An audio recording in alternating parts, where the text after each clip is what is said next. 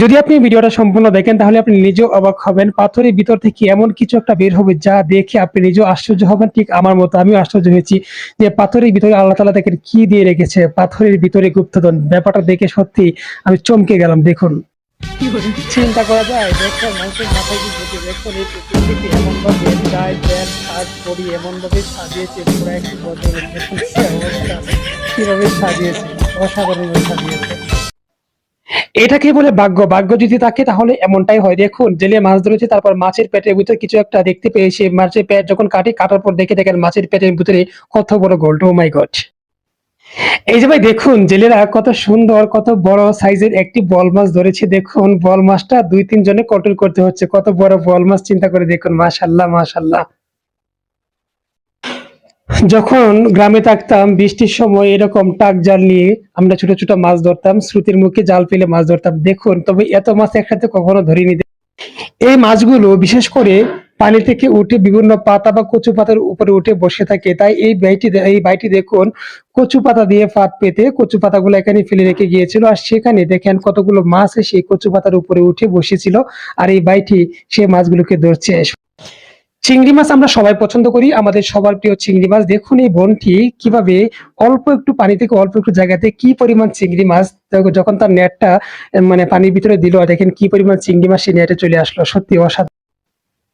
চিংড়ি আমাদের সবার প্রিয়। দেখুন একটি ছোট্ট নেটের ফাঁদ পেতে এই বোনটি দেখুন ছোট ছোট চিংড়িগুলা কিভাবে ধরলো। এই চিংড়িগুলা ভর্তা করে খেতে কিন্তু অনেক মজা লাগে। দেখুন কত সুন্দর চিংড়ি, কত ফ্রেশ আর কত চিংড়ি।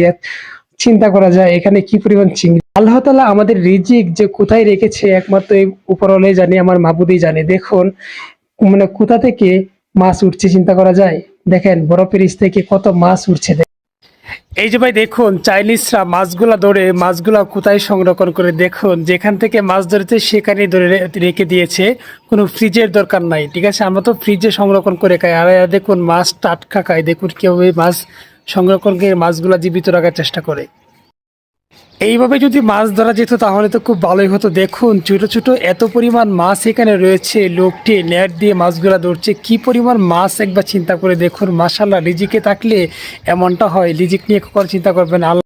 এই যে ভাই দেখুন চাইনিজরা কত সুন্দর করে মাছ সংরক্ষণ করে। আসলে আমরা তো ফ্রিজ ছাড়া কিছু বুঝি না, কারণ আমাদের এছাড়া কোনো অপশন নাই। কিন্তু এদের কাছে দেখেন কত সুন্দর অপশন, যেখান থেকে মাছ ধরে সেই আশেপাশে দেখেন পাথরের গর্তে মাছগুলোকে ফ্রিজিং করে রাখে এভাবে। তবে এই ফ্রিজটা অন্য।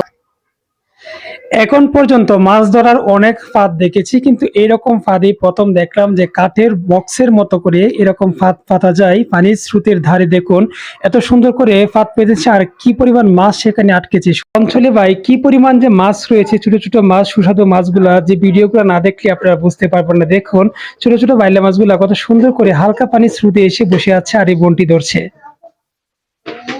ট্যাংরা মাছ, পুঁটি মাছ, এই মাছগুলো আমাদের সকলেরই প্রিয় মাছ। দেখুন একসাথে এই এতগুলো ট্যাংরা পুঁটি দেখে সত্যি লোভ লাগছে। দেখেন কতগুলো মাছ কত সুন্দর করে ধরছে। এভাবে যারা গ্রামে থাকে তারা একমাত্র এই মাছ ধরার স্বাদটা বুঝতে পারবেন। এভাবে মাছ ধরেছেন হয়তো।